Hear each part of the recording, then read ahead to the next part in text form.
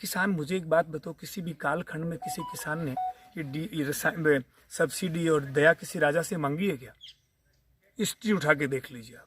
जिस राजा के कालखंड में किसान श्रेष्ठ होता था वो राजा श्रेष्ठ होता था। किसी भी विषम परिस्थिति में राजा के दर पे कभी मांगने नहीं गया। आज सिर फोड़ रहा है कभी। जिस राजा के राज में किसान की दुर्दशा होती थी, सारा राज अपने आप डूब जाता, खाने की पीने को सब चीजों मामले में। तो ये मांगना कभी जानता ही नहीं था, ये तो देना ही जानता था। उसको भिखारी बना दिया आप लोगों ने षड्यंत्र करके। कभी सब्सिडी मांग रहा है, कभी जो है लोन माफ मांग रहा है। यार किसान का डोल थोड़ी हुई। आज तक मैं ईमानदारी से कहता हूँ कभी 25 पैसे कोई किसी चीज की मैंने सब्सिडी नहीं ली आज तक। मेरे फवारों पे, ट्रैक्टर पे, पार्ट्स पे, किसी चीज पर। और न किसी मैंने सामाजिक संगठन से डोनेशन लिया है। मांगे वो किसान थोड़ी होता है, जो देना ही जानता था। पहले खलियान लाटने के बाद में गांव के छिपा, धोबी, मणियार, खाती, कुमार जितने भी लोग होते थे, सबको देने के बाद जो बचता उसको अंदर ले जाता था। पूरे गांव का पालनहार किसान था। उसको इतना स्वार्थी बना दिया कि जब किसान, आज वही किसान जब हल जोतता था ना, तो भगवान और धरती से एक प्रार्थना करता था, कीड़ी मकोड़ी के भाग का दे, पशु पक्षी के भाग का दे, गाय और अतिथि के भाग का दे, मेरे अड़ोसी पड़ोसी का भला कर दे, अल्लाह बल्ला टाड़ दे, ये कह के हल जोतता था। आज वही किसान दवाई की दुकान पे जाके कहता है सबसे महंगा दे दे, देखते ही मर जाए, खाते ही मर जाए, सूंघते ही मर जाए, जैसे उसी की भैंस खोल के ले गए।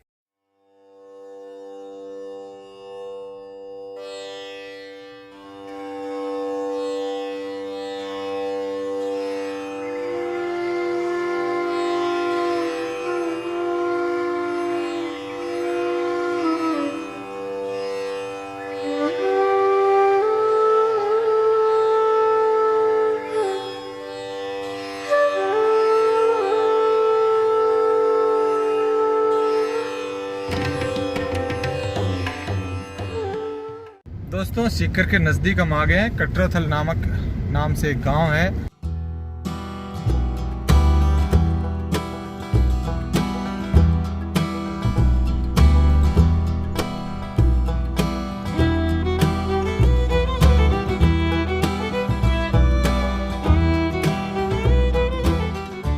दोस्तों, हम कान सिंह जी के घर पे आ गए हैं और आते ही यहाँ पर कान सिंह जी हमें मिल भी गए। राम राम जी। राम राम जी, नमस्कार। आपका ये जो घर है और मतलब क्या चीज है? मेरा सबसे बड़ा इनोवेशन जो है वो प्रोसेसिंग पे है। पूरा देश आज की तारीख में सबसे ज्यादा जहर जो है प्रोसेसिंग में खा रहा है। अच्छा। जैसे एग्जाम्पल स्वरूप हमारे मसाले जो है टोटल चक्की से पीसे हुए आ रहे हैं, और उन चक्की में पीसे हुए मसालों में कोई भी प्रोटीन, कोई भी गुणवत्ता बचती नहीं है, वो सब नष्ट हो जाती है। हमारे आदि काल से, जब से हमारी सभ्यता की उत्पत्ति से लेकर के आज के 70 साल पीछे तक कभी भी हमने पीस करके मसाले नहीं खाए। हमने या तो पत्थर से बांट के खाए या कूट करके खाए। तो ये अब आजकल वो हाथ से कूटने वाली प्रोसेसिंग नहीं हो सकती, इसलिए हमने छोटी मशीन बनाई है। अच्छा। इसमें ये जो है पूरे, ये आपने खुद ने बनाई है? हाँ, मैंने मेरी देखरेख में बनवाई है। देश में बनने भी लगी है। ये ऊपर नीचे हो करके और ये कूटती है। कूटने के बाद उस चालने से हम जो है वो भी ऑटोमेटिक चलता है। प्रोसेसिंग है। अच्छा, वहाँ से छन के आ जाता है। मसाले हमारे जितने भी है सब हम इसी विधि से यहाँ से तैयार करते हैं। आप खुद भी यही खाते हो? हम तो खाते ही खाते हैं, दूसरों को खिलाते हैं तो पहले हम खाते हैं। अच्छा। में तो कुछ इसी तरीके से हमारे यहाँ जब चक्की में, तो आप जब चक्की में आटा पीसते हैं ना, तो उसमें एक भी प्रोटीन और गुणवत्ता बचती नहीं है, क्योंकि अच्छा। चक्की से आटा पीसते हुए कि आप हाथ लगाओगे तो हाथ जल जाएगा। जो इलेक्ट्रॉनिक जो चक्की हमारे गांव में जो आजकल पीस रही है, ये चक्की हमारी वो हाथ वाली जो हमारी माताएं बहनें जो पीसती थी पुराने समय वाली, वही चक्की है, पत्थर की। वही स्पीड से चलती है। 1 घंटे में 3 किलो आटा पीसती है बस। तो ये आटा जो इसमें बिल्कुल रत्ती भर भी गर्म नहीं होता, इसकी कोई गुणवत्ता टच नहीं होती। तो ये थोड़ी अलग लग रही है मुझे, ऐसा क्यों? नहीं, सेम वही पार्ट है, वही लेन देन। इसको चलाते हैं कैसे? बिजली से चलती है। बिजली से, लेकिन स्पीड वो है? स्पीड वही है। अच्छा। ये हाथ से भी चला सकते हैं चाहे तो, और नहीं तो हाथ बिजली से चला लें। इसी तरीके से हमारी ये चाकी इससे भी आटा गर्म नहीं होता। इसकी भी एमआरपी जो है मैंने कम कर रखी है। अच्छा। बाकी दाल हम इस छोटी मशीन से तैयार करते हैं, मसाले इसमें कूट करके भी तैयार करते हैं, जैसे नमक खोखली में। हाँ, इस तरह से दालें, मसाले, पूरे किचन का सामान जो है। तेल की भी मैं ठंडी विधि से, एकदम मेरा तेल निकलते हुए एकदम गर्म नहीं होता, बहुत ठंडी तरीके से निकलता है। अच्छा। ये हमारी अभी एक बिलोना मशीन आई है दोनों तरफ से। वैसे ही दोनों तरह इसमें टाइमिंग सेट कर देते हैं। और ये झरना जो है इसका ये चंदन का है। चंदन का है। हाँ, इसकी सुगंध जो है वो घी में भी आएगी। घी और छाछ में दोनों में। हाँ, ये पूरा हमारी जो वैदिक परंपरा है उसके अनुसार है। अच्छा। और उसी स्पीड से ये चलती है और इसमें टाइमिंग के बाद में 1 सेकंड भी ऊपर नीचे नहीं होती है। अच्छा, तो ये सब सिस्टम से अभी ये बन के आई और इसका उपयोग होगा। आप इसका उपयोग करोगे अभी? जी, इसी से। और इसमें कई जगह पर ऐसे पत्ते वगैरह भी डाल रखे हैं ये आपने। सब औषधि सुखा के तैयार करता अच्छा, हूँ। 20-25 प्रयोग करते हैं। खेत में औषधि सुखाता हूँ, लोगों को देता हूँ। अच्छा, ये मतलब हल्दी, दाना, मिर्च, तेल सब कुछ बेचते हैं। जी अभी आपसे कोई खरीदे तो ये रेट लिस्ट है उसकी। जी।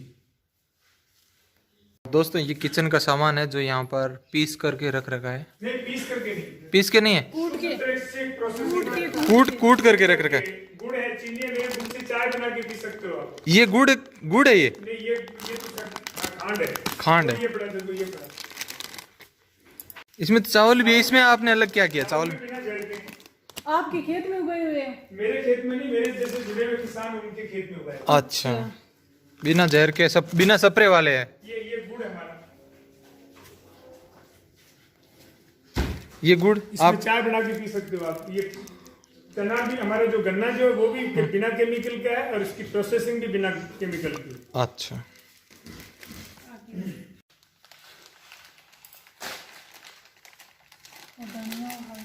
ये कच्ची कहानी का है तेल क्या?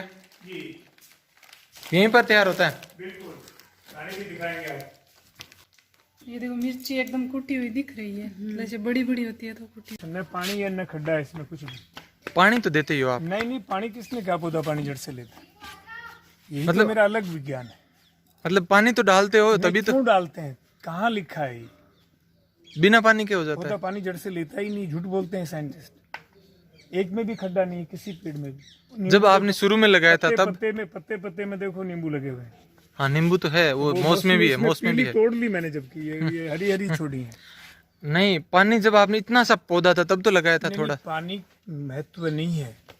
पौधा जड़ से केवल नमी लेता है, पानी नहीं लेता है। अच्छा, सिर्फ नमी लेता है। हाँ, ये थोड़ी सी- साइंटिस्टों ने भ्रांतियां फैला रखी है, क्योंकि ये जो है वो रटे हुए लोग, नकल किए हुए लोग साइंटिस्ट हैं। अच्छा, इस जमीन की भाषा नहीं जानते। ये तो जमीन फिर- जैसे आप और मैं बोलते हैं ना, वैसे जमीन बोलती। तो ऐसे सीधा ही आपने जब पौधा लगाया हाँ। तो इतना बड़ा कैसे हुआ बिना पानी के? नॉर्मली अपन घर पे थोड़ा लगाते हैं। बहुत तो पानी आस पास डाला होगा। नहीं, मैं कह रहा हूँ ना आपको, पानी नहीं डाला महत्व नहीं है। अच्छा, पौधे की जड़ में नमी रहनी चाहिए। मेरा एक भी पौधा ऐसा नहीं है जिसमें सूखे का ढेर नहीं लगा हुआ है। इसमें फुटान आ रहे हैं कि नहीं आ रहे? हाँ, ये पौधा पौधा खड़ा। पानी, इसकी जड़ें 2 फुट नीचे से शुरू होती है। इसमें तो है ही नहीं कोई पानी का। कुछ भी नहीं है, वो सामने खड़े।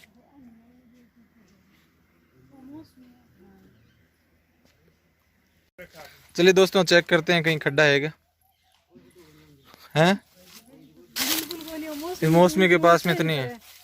मौसमी बहुत सुंदर सुंदर लगे हुए हैं।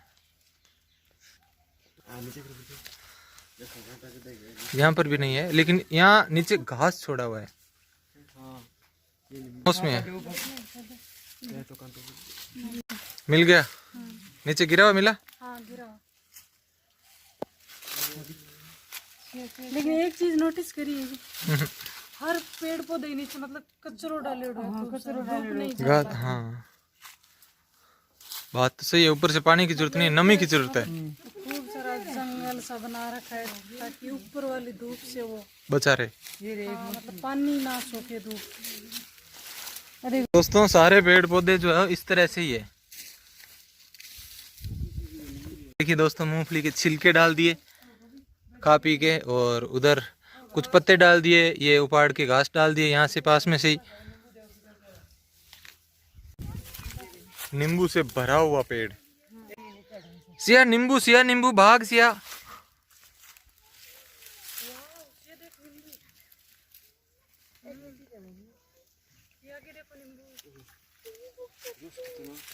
नींबू ये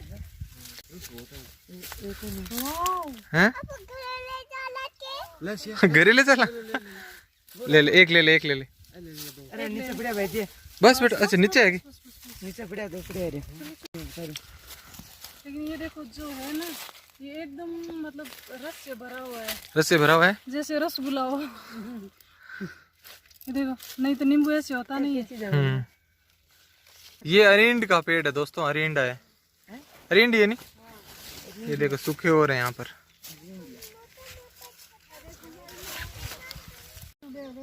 किस चीज का की?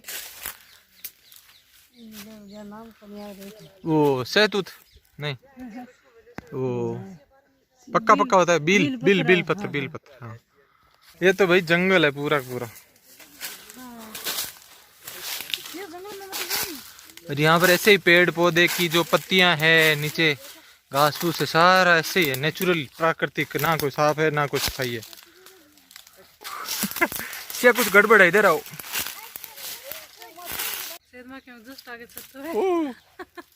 वाकई में आज बहुत कुछ नया देखने को मिल रहा है। ये शहद का छाता, ये रहा, मक्खियां जो चली गई साइड। आ जाओ।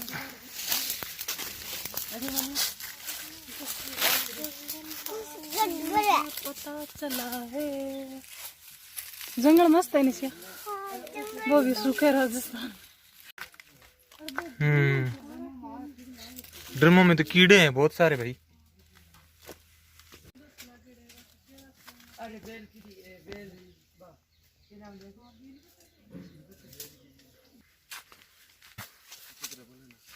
तो आप ये बताइए कि हम अपने घरों में पेड़ पौधे लगाते हैं, उसमें पानी डालते हैं, आप बिना पानी के शुरू से ही पालते होगे इन पेड़ पौधों को? बिल्कुल। ऐसा कैसे संभव हो सकता है? ये किसने कहा लिखा है कि पौधा पानी जड़ से लेता है? हमने तो देखा है। और देखा नहीं है आपने, सिर्फ सुना है इन साइंटिस्ट। हाँ, पौधा पानी जड़ से लेता ही नहीं है। लेता ही नहीं है। नहीं लेता। पौधा जड़ से केवल नमी लेता है। अच्छा। और नमी को मेंटेन करने के बहुत सारे तरीके हैं। पहला तरीका ये है कि जमीन की तासीर कैसी है। अच्छा। दूसरा तरीका ये है कि आपके जो है वातावरण कैसा है। तीसरा तरीका है कि जो मैं पौधा लगाता हूँ उसके 2 फीट की परिधि में मैं आच्छादन करता हूँ। अच्छा। सूखे घास फूस वनस्पतियों को उसे ढक देता हूँ। तो पानी तो सूर्य भगवान उठाता है। अच्छा। व्यायाम हम पौधे पे करते हैं। यदि पौधा जमीन से पानी उठाता है तो 2 पौधे ले लें आप। एक में 2 फीट की परिधि में दोनों का खड्डा कर दें और दोनों के पानी को खड्डे को भर दें। और फिर एक में आप सूखे घास से ढेर लगा के और आच्छादन कर दें और दूसरे को खुला रख लें। ठीक है। 15 दिन बाद में दोनों की नमी नापें तो जो खुला पड़ा है उसकी 6 इंच तक पानी सूख जाएगा। और जो घास फूस से ढका हुआ है उसका आधा इंच भी नहीं सूखेगा। अच्छा। तो पौधा पानी जड़ से पीता तो वो जो ढका है वो भी पी जाता। वो भी पी जाता, सही है। वो नहीं पिया, इसका मतलब पानी पौधा नहीं पीता, पौधे की जड़ नहीं पीती, सूर्य भगवान उठाता है। अच्छा। ये प्रमाण है। दूसरी बात, यदि पौधों में पानी देने से ही पौधे बनते हैं तो फिर ये पहाड़ों में पेड़ खड़े हैं, इनमें कौन सा साइंटिस्ट देने जाता है? कोई नहीं जाता। जंगलों में अनगिनत फलों से लदे हुए पेड़ खड़े हैं, उनमें कौन देने जाता है? और मेरे खेत में सब पौधे खड़े हैं, इनमें कौन देने आता है? आप कभी नहीं देते इनमें पानी? नहीं, कोई जरूरत ही नहीं। छोटा सा होता है तब से ही। बस वही कहा ना मैंने, उनकी नमी को ध्यान रखता हूँ। उनकी नमी को मेंटेन रख के चलता हूँ। यदि नमी कम हो गई तो पानी देता हूँ, नमी देने के लिए। अच्छा। पानी देने के लिए पानी नहीं देता हूँ। अच्छा। पौधे की जड़ को नमी देने के लिए पानी देता हूँ। बाकी पौधा जीवन में 98.5% खुराक, कितनी 98% पौधा खुराक क्लाइमेट से लेता है, बिना किसी मानवीय सहायता के। सिर्फ 1.5% खुराक ही जड़ से लेता है, सिर्फ 1.5%। मानव से या जड़ से? जमीन से 1.5% ही लेता है। अच्छा। बाकी 98.5% बिना किसी मानवीय सहायता के क्लाइमेट से लेता है, हवा से, पूरे क्लाइमेट मौसम से। 98%। अच्छा। और उस 1.5% में 26 पोषक तत्व होते हैं, जिसका भंडार जमीन में भरा पड़ा है। केवल वो जड़ों के अनुरूप नहीं है। अच्छा। आपके किचन में पूरा सामान भरा पड़ा है, मिर्च मसाले धनिया हल्दी सब कुछ, लेकिन आपको बनाना नहीं आए तो आपके खाने के अनुरूप नहीं है। नहीं है। आप टिफिन लाएंगे, टिफिन वाला ये नहीं जानता कि कितना खाएंगे और क्या खाएंगे, वो अपना पैकेज ठोकता है। वैसे ही ये डीएपी यूरिया हमारी टिफिन व्यवस्था है। अच्छा। अब आप संतुष्ट किससे होंगे? जब आपके घर में आपकी गृहिणी आएगी, वो जानती है आप कितना खाएंगे और क्या खाएंगे, वही बना के खिलाएंगे, तब आप संतुष्ट होंगे, आपका स्वास्थ्य अच्छा रहेगा। सेम वो की वो धरती की गृहिणी जो है सूक्ष्म जीवाणु होते हैं, अच्छा। 1 ग्राम गाय के गोबर में 300 से 500 करोड़ सूक्ष्म जीवाणु होते हैं, जिनको मैं मल्टीप्लाई करता हूँ, खरबों में परिवर्तित करके मैं खेत में उतारता हूँ। मैं रेत के टीलों को और चिकनी मिट्टी को सेम इक्वल पोजीशन में उपजा सकता हूँ। जमीन का कोई महत्व नहीं है, महत्व सूक्ष्म जीवाणुओं का है। अच्छा। ये साइंटिस्ट गलत धारणाएं फैलाते हैं, नाइट्रोजन, फास्फोरस वो कम है, वो कुछ भी कम नहीं धरती। इसके लिए केवल आप अपने खेत में एक टांका बना लें, पानी का। हाँ, जिसको मारवाड़ में कुंड भी कहते हैं। टांका या कुंड जो है वो आप बना लीजिए, और उससे आपके खेत में मनचाहे पेड़, धरती का कोई मतलब नहीं है, इस धरती में ये नहीं उग सकता, इसमें ये नहीं उग सकता, इसको मैं कभी नहीं मानता। जो माँ भारत में बच्चा पैदा करती है वो अमेरिका में भी करती है। धरती का कोई रोल नहीं है, रोल है आपके क्लाइमेट का, आपके पानी का, और आपके सिस्टम का, आपके बीज का। तो ये सब चीजें उसके अनुकूल होगी तो धरती को तो बच्चा पैदा करना ही पड़ेगा, ये सीधा सा नियम है। अब उसके लिए जो धरती के लिए पोषक तत्वों की आवश्यकता होती है वो धरती में भंडार भरा पड़ा है। अब मैं आपको एक एग्जांपल देता हूँ पानी का, कि आप देखिए, आप अपने खेत में से जाकर के और 100 किलो हरा घास ले लें। उस 100 किलो हरा घास को आप कड़ी धूप में सुखा लें। 4-5 दिन सुखाने के बाद जब उस घास का वजन करेंगे तो उसका वजन आएगा 22 किलो। 78 किलो क्या था? पानी। पानी कहाँ गया? उड़ गया, क्लाइमेट, वातावरण में गया। अब आपने न्यूटन को सुना? न्यूटन एक वैज्ञानिक हुए जिन्होंने ये कहा है अपने सिद्धांतों में, अपने प्रयोगों में, कि प्रत्येक भारवान वस्तु ऊपर से नीचे की ओर आती है। समझ गए आप? तो यदि वो न्यूटन इस सिद्धांत को प्रतिपादित करने से पहले भारत आ जाता तो वो इस सिद्धांत को कभी प्रतिपादित नहीं करता। अच्छा। बेसिक रूप से आप देखेंगे कि तो न्यूटन ये बात गलत कर रहा है। भारतीय दर्शन शास्त्र के अनुसार हम मानते हैं कि प्रत्येक भारवान वस्तु ऊपर से नीचे की ओर आती है। बर्फ को ऊपर से डालोगे तो नीचे आएगी, नीचे आएगी। पानी को ऊपर से डालोगे तो नीचे आएगी, नीचे आएगी। लेकिन उसकी वाष्प बनाओगे, भाप बनाओगे तो ऊपर जाएगी ना। ऊपर फिर जाएगी। न्यूटन सही कहाँ हुआ? भारतीय दर्शन शास्त्र क्या कहता है? दर्शन शास्त्र ये कहता है कि ऊपर नीचे नहीं जाती, प्रत्येक वस्तु अपने मूल घर में जाती है। अच्छा। जहां से जो चीज आई ना वो वहीं जाएगी। ये शरीर पंच तत्व से बना हुआ है और पंच तत्व में विलीन हो जाएगा। आत्मा जहां से आई है वहां चली जाएगी। ये सीधा सा बेसिक सिद्धांत है, ये पूरा का पूरा संपूर्ण विज्ञान है। जब वो पौधा, मैंने जैसे आपसे कहा 78 किलो, निर्विवाद सत्य है कि पौधा अपने जीवन काल में खुराक के रूप में 78% पानी लेता है, लेकिन ये वैज्ञानिक कहते हैं कि वो जड़ से लेता है और मैं कहता हूं वो क्लाइमेट से लेता है।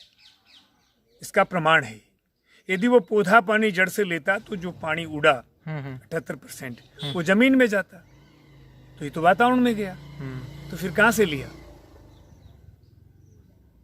ये बेसिक सिद्धांत नहीं है क्या? फिर 22 किलो जो आपके पास शेष बचा उसको आप एक सूखे फर्श पे जलाएं, उसमें काला धुआं आएगा जो कार्बन है, क्लाइमेट से लिया, क्लाइमेट में विलीन हो जाएगा। एक ऊर्जा है सौर ऊर्जा, सूर्य से ली गई, जो लाल लोह के रूप में सदैव सूर्य में विलीन होती है। शेष का वजन करेंगे ना आप तो वो सिर्फ 1.5 किलो राख है। पौधा अपने जीवन काल में, मैं पूरी दुनिया के तमाम साइंटिस्टों से चैलेंज देके कहता हूँ कि मेरे इस प्रयोग को कोई झूठा साबित करके दिखा दे, मैं जिंदगी भर बूंद पालिश करूंगा। 1.5% खुराक पौधा जमीन से लेता है। वो जो 1.5 किलो राख है वो बिल्कुल नेचुरल है, सिद्धांतिक रूप से आप नकार दो इस बात को। कोई जो चीज जहां आई वहां चली गई ना, तो 1.5 किलो ही तो बची पीछे जमीन के अंदर, इसको राख कहा गया है। तो जमीन से वही ली, वो जमीन की खुराक है, जमीन में मिला दीजिए आप। उस 1.5% के लिए कहते हैं कि सब कुछ जड़ में डाल दो। ये कौन सा पाप है? और सब कुछ जड़ में डालने से पौधा जिंदा रहता है। तो फिर आप समुद्र भर दो पानी का, डीएपी यूरिया का भंडार भर दो, रसायनों का भंडार भर दो, खाद के ढेर लगा दो और एयर टाइट करके उस पौधे को जिंदा रख के दिखा दो। और फिर पौधे को पानी और खाद से ही जिंदा रहता है। तो पहाड़ों पे पेड़ खड़े हैं, इनमें कौन सा साइंटिस्ट खाद और पानी देने जाता है? जंगलों में अनगिनत फलों से लदे पेड़ खड़े हैं, इनमें कौन सा साइंटिस्ट खाद और पानी देने जाता है? जब जंगल में और पहाड़ पे पेड़ लग सकते हैं तो आपके और मेरे खेत में नहीं लग सकते। ये कौन सा बेसिक सिद्धांत है? ये साइंटिस्ट समझा दे। दूसरी बात, वो 1.5% जो है उसमें 26 पोषक तत्व होते हैं, और प्रत्येक जमीन में, मैं गारंटी से कहता हूं साइंटिस्टों को, मैं रेत के टीलों को और चिकनी मिट्टी की धरती को, दोनों को इक्वल पोजीशन में उपजा सकता हूं। ये नाइट्रोजन फास्फोरस की बात ही नहीं है। ये 70 साल में देश के किसान को 4 चीजों के नाम नहीं सिखा सके। क्यों झूठ फैलाते हैं ये? केवल धरती की जांच होनी चाहिए कि किसमें कितने सूक्ष्म जीवाणु हैं। केवल सूक्ष्म जीवाणु का है भंडार भरा पड़ा है। 26 पोषक तत्वों का भंडार प्रत्येक धरती में, रेत के टीलों में भी है और चिकनी मिट्टी डेयरी में भी है। बेसिक अंतर क्या? चिकनी मिट्टी में सूक्ष्म जीवाणु को प्रोटेक्शन मिलता है, इसलिए वो मरते नहीं है, इसलिए उपजने में वो ज़्यादा अच्छी होती है। रेत के टीलों में उनको प्रोटेक्शन नहीं मिलता है, इसलिए सूक्ष्म जीवाणु नष्ट हो जाते हैं, इसलिए वो उपजने में कमजोर हो जाती है। वो सूक्ष्म जीवाणु के यदि आप रेत के टीलों में जिंदा रख लेते हो तो वो डेयरी के बराबर ही उपजेंगे, वो चिकनी मिट्टी के बराबर ही फसल देंगे। तो खेल सूक्ष्म जीवाणु का है, और सूक्ष्म जीवाणु को सबसे बड़ा भंडार 1 ग्राम गाय के गोबर में, देसी गाय के गोबर में 1 ग्राम में 300 से 500 करोड़ होते हैं। उनको मैं मल्टीप्लाई करता हूँ, खरबों में परिवर्तित करके धरती पे उतारता हूँ। वो सेना हमारी, वो जाकर के उस भंडार में से भोजन को पकाती है। उसमें सूक्ष्म जीवाणु का वही रोल है जो आपके घर में आपकी घरवाली का रोल है। आपके घर में घरवाली को पता है कि आप कितना खाएंगे, क्या खाएंगे, उसी क्वांटिटी में, उसी क्वालिटी में वो पका करके खिलाती है, तो आप मजबूत रहते हैं। टिफिन वाले से लाएंगे तो वो क्या पकाता है, क्या खाता है, उससे कोई तालते में नहीं है। 4-6 महीने में आपके घुटने टिक जाएंगे।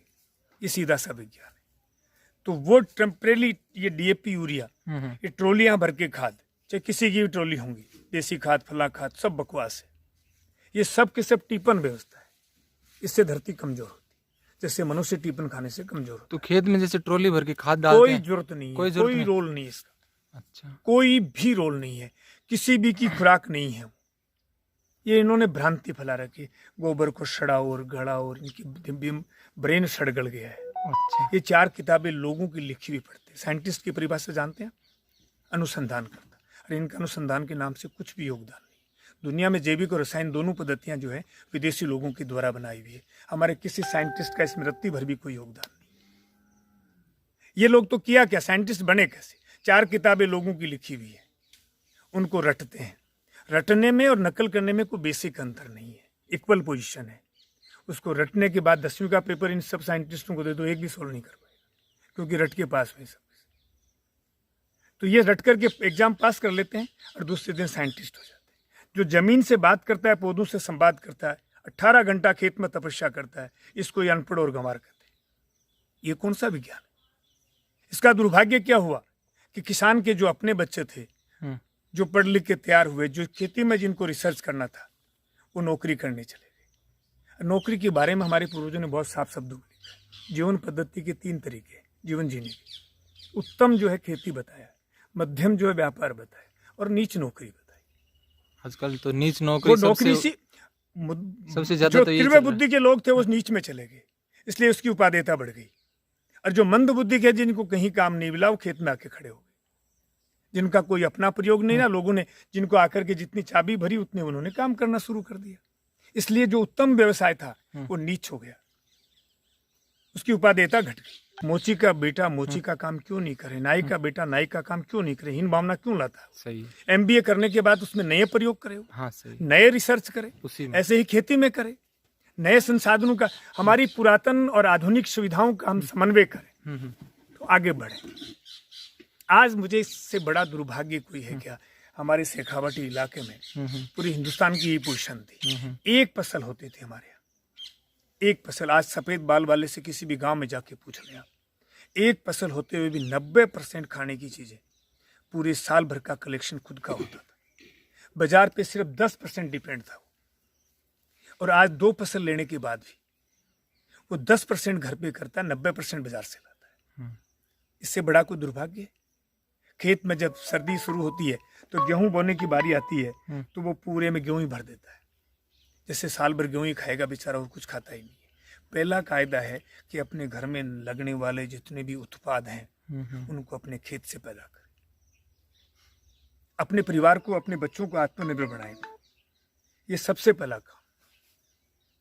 उस पर तो हम चलते ही नहीं, हम तो लाभ पेशा, जबकि भारतीय संस्कृति में क्वांटिटी की और बात ही नहीं थी। इन साइंटिस्टों ने दुष्टता से किसान को बहका दिया कि तू क्वांटिटी बढ़ाए, यह अपराध है। हमारी संस्कृति तो ये कहती है कि लाभ भी शुभ ला दो। कभी लाभ की कल्पना नहीं की हमने, शुभ लाभ की क्वांटिटी में हम गए नहीं, क्वालिटी मेंटेन करने वाले लोग हैं। आज इनके पास में कोई आधार नहीं है क्वालिटी। एक मिनट,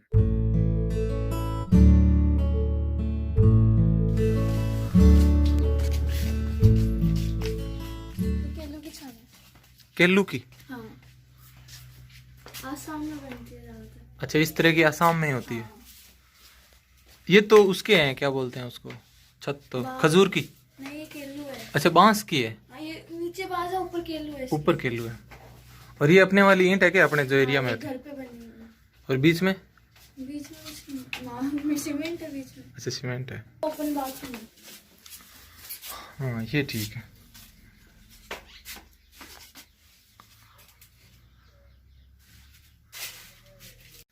दोस्तों, ये ईंटों का जो टेक्सचर है वो हमें बहुत ही शानदार लगा।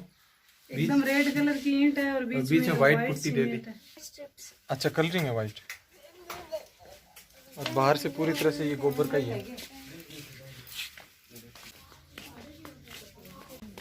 नहीं, तैयार। ये आपके गेस्ट के लिए क्या? हाँ, इस साइड वाला पूरा पार्ट है। हाँ, जो फॉरेनर्स आते हैं वो भी यहीं रुकते हैं और बाकी भी हैं।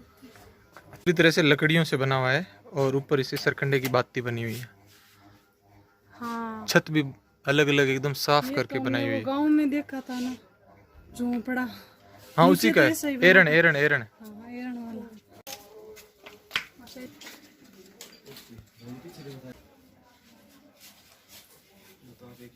अगर ग्रुप में आए तो। ये गेस्ट के लिए सबसे बड़ा रूम है ना? हाँ, इससे बड़ा है पर उसमें डबल बेड नहीं है इसमें। अच्छा,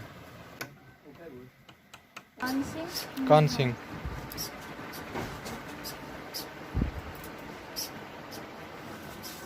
अच्छा, बीच वाला पार्ट अलग है, बदलने के काम आया नहीं। छत किस तरह की है देखिए दोस्तों, एकदम अच्छे तरीके से सफाई करके और नीचे पंखा लगाया हुआ है। ये शायद लोहे का कुछ बना के लगाया हुआ है नहीं? हाँ, ये लोहे का चक्कर है चारों ओर इसके, और इस तरह से क्रॉस बना के फिर पंखा है। ये सब अलग तरह का ही है, इसके अंदर वो नहीं है लकड़ियाँ। इसके अंदर कोई ना सपोर्ट भी नहीं है, सपोर्ट दिलाते हैं ग्राउंड बना। अच्छा, डोली है, डोली। वो है, ईंटें हैं। अच्छा, सिर्फ ईंटों से शेप दिया हुआ है ना ऐसे ही। इसको ऐसी को डोली बोलती है, बिना सपोर्ट से। और इसमें भी गोबर मिक्स है ना, गोबर मिक्स। आवाज वापस आ रही है ऐसे कैसे? और यहाँ से इको सिस्टम है इसमें। यहाँ से आप कुछ भी बोलोगे ना तो इको होगा उसका। सेट किया हुआ है कुछ? नहीं, ये ईंटों, ऐसी ईंटों से बना हुआ है, इस तरीके से बनाया है कि यहाँ से कुछ भी बोलोगे ना हाँ, हाँ। तो वो गूंजेगा। हेलो, आवाज वापस जा रही है, पीछे जा रही है, बाहर जा रही है? दोस्तों, ये कमरा जो है मुझे बहुत अच्छा लगा।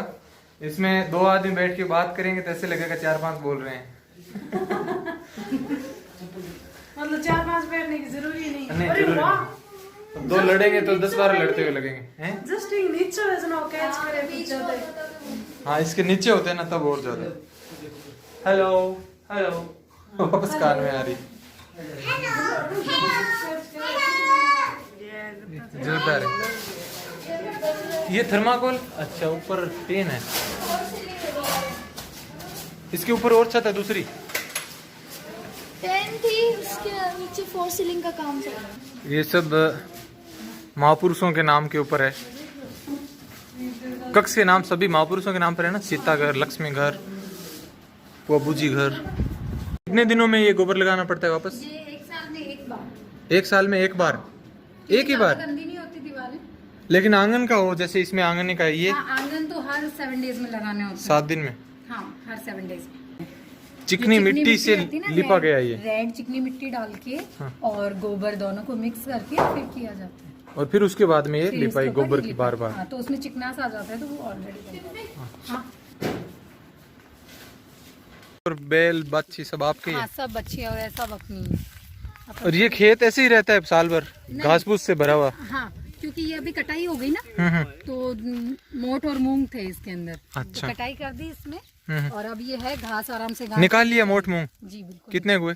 अब कितने वो क्वांटिटी, मैं तो बाहर आती नहीं हूँ खेत में, वो उन्हीं को पता है कौन सी है। कुआं है क्या आपके साथ में? नहीं अपने ट्यूबवेल है, ट्यूबवेल है? हाँ। ट्यूबवेल उसी का पास। उससे फंवारे से होते हैं कि हाँ सिंचाई? फुहारा पद्धति है अपने पास। अच्छा।